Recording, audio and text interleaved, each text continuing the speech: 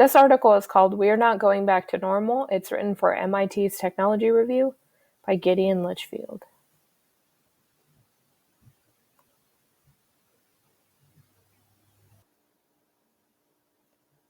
To stop coronavirus, we will need to radically change almost everything that we do. How we work, exercise, socialize, shop, manage our health, educate our kids, and take care of family members. We all want things to go back to normal quickly, but what most of us have probably not yet realized, yet will soon, is that things won't go back to normal after a few weeks or even a few months. Some things never will. It is now widely agreed, even by Britain finally, that every country needs to flatten the curve, impose social distancing to slow the spread of the virus, so that the number of people sick at once doesn't cause the healthcare system to collapse, as it is threatening to do in Italy right now. That means the pandemic needs to last, at a low level, until either enough people have COVID-19 to leave most immune, assuming immunity lasts for years, which we don't know, or there's a vaccine. How long would that take, and how draconian or strict do the social restrictions need to be? Yesterday, President Donald Trump, announcing new guidelines such as a 10-person limit on gatherings, said that within several weeks of focused action, we can turn the corner. But it won't end there. As long as someone in the world has the virus, breakouts can and will keep recurring without stringent controls to contain them. In a report yesterday, researchers at Imperial College London proposed a way of doing this. Impose more extreme social distancing measures every time admissions to intensive care units start to spike, and relax them each time admissions fall. Here's how that looks in a graph. The orange line is ICU admissions. Each time they rise above a threshold, say 100 per week, the country would close all schools and most universities and adopt social distancing. When they drop to below 50, those measures would be lifted, but people with symptoms or whose family members have symptoms would still be confined at home. What counts as social distancing? The researchers define it as all households reduce contact outside the household, school, or workplace by 75%. That doesn't mean you get to go out with your friends once a week instead of 4 times. It means everyone does everything they can to minimize social contact, and overall, the number of contacts falls by 75%. Under this model, the researchers conclude, social distancing and school closures would need to be enforced some 2/3 of the time, roughly 2 months on and 1 month off, until a vaccine is available, which will take 18 months if it works at all. They note that the results are qualitatively or similar for the US. 18 months? Surely there must be other solutions.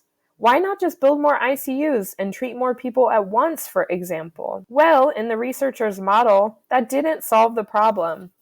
Without social distancing the whole population, they found even the best mitigation strategy, which means isolation or quarantine of the sick, the old, and those who've been exposed, plus school closures, would still lead to a surge of critically ill people 8 times bigger than the US or UK system can cope with.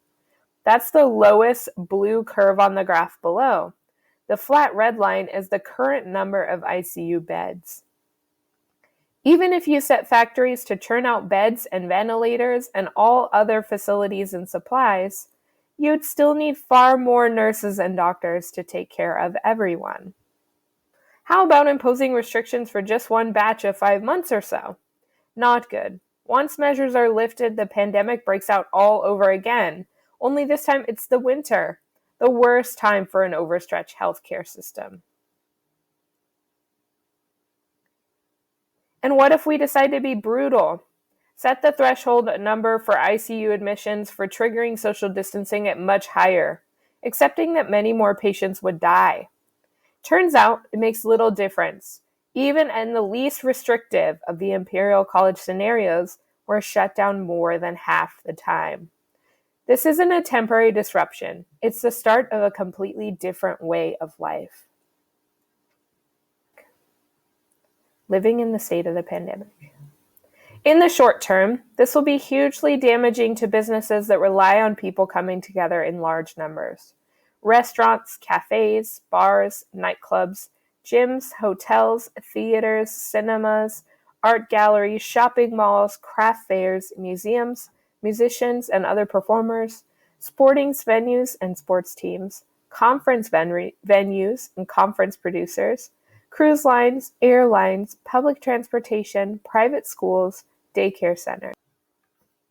That's to say nothing of the stresses on the parents thrust into homeschooling their kids, people trying to care for elderly relatives without exposing them to the virus, people trapped in abusive relationships, and anyone without financial cushion to deal with swings in income. There will be some adaptation, of course. Gyms could start selling home equipment and online training sessions, for example. We'll see an explosion of new services in what's already been dubbed the shut-in economy. One can also wax hopeful about the way some habits might change. Less carbon-burning travel, more local supply chains, more walking and biking. But this disruption to many, many businesses and livelihoods will be impossible to manage. And the shut-in lifestyle just isn't sustainable for such long periods. So how can we live in this world? Part of the answer, hopefully, will be a better healthcare systems, with pandemic response units that can move much more quickly to identify and contain outbreaks before they start to spread. The ability to quickly ramp up production of medical equipment, tests, and drugs. Those will be too late to stop COVID-19, but they'll help with future pandemics.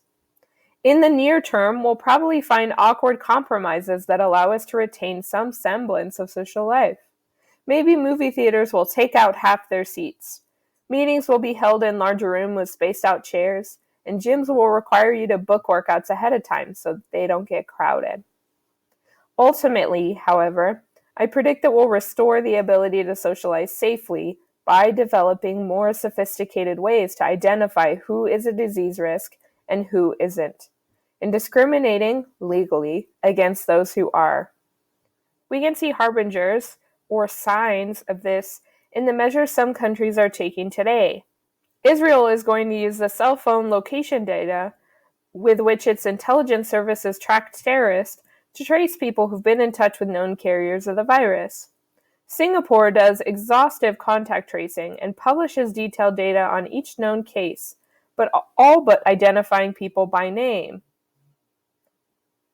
I'm stunned by the depth of the coronavirus information being released in Singapore. On this website, you can see every known infection case, where the person lives and works, which hospital they got admitted to, and the network topology of carriers, all laid out in a time series. We don't know exactly what this new future looks like, of course, but one can imagine a world in which, to get on a flight, perhaps you'll have to be signed up to a service that tracks your movement via your phone. The airline wouldn't be able to see where you'd gone, but it would get an alert if you'd been close to infected people or disease hotspots. There'd be similar requirements at the entrance to large venues, government buildings, or public transportation hubs. There would be temperature scanners everywhere, and your workplace might demand you wear a monitor that tracks your temperature or other vital signs. Where nightclubs ask for proof of age, in the future they might ask for proof of immunity, an identity card or some kind of digital verification via your phone, showing you've already recovered from or been vaccinated against the latest virus strains. I had to travel earlier this month, and this is how my movements were being tracked for the purpose of Corona-19 containment. We'll adapt to and accept such measures much as we've adapted to increasingly stringent airport security screenings in the wake of terrorist attacks. The intrusive, or bothersome, surveillance will be considered a small price to pay for the basic freedoms to be with other people. As usual, however, the true cost will be borne by the poorest and the weakest. People with less access to health care, or who live in more disease-prone areas, will now also be more frequently shut out of places and opportunities open to everyone else. Gig workers, from drivers to plumbers to freelance yoga instructors, will see their jobs become even more precarious. Immigrants, refugees, the undocumented, and ex-convicts will face yet another obstacle to gaining a foothold in society. Moreover, unless there are strict rules on how someone's risk for disease is assessed, governments or companies could choose any criteria. You're high risk if you earn less than $50,000 a year, are in a family of more than 6 people, and live in certain parts of the country, for example. That creates a scope for algorithmic bias and hidden discrimination, as happened last year with an algorithm used by U.S. health insurers that turned out to inadvertently favor white people. That means accidentally. The world has changed many times, and it is changing again. All of us will have to adapt to a new way of living, working, and forging relationships. But as with all change, there will be some who lose more than most, and they will be the ones who've lost far too much already.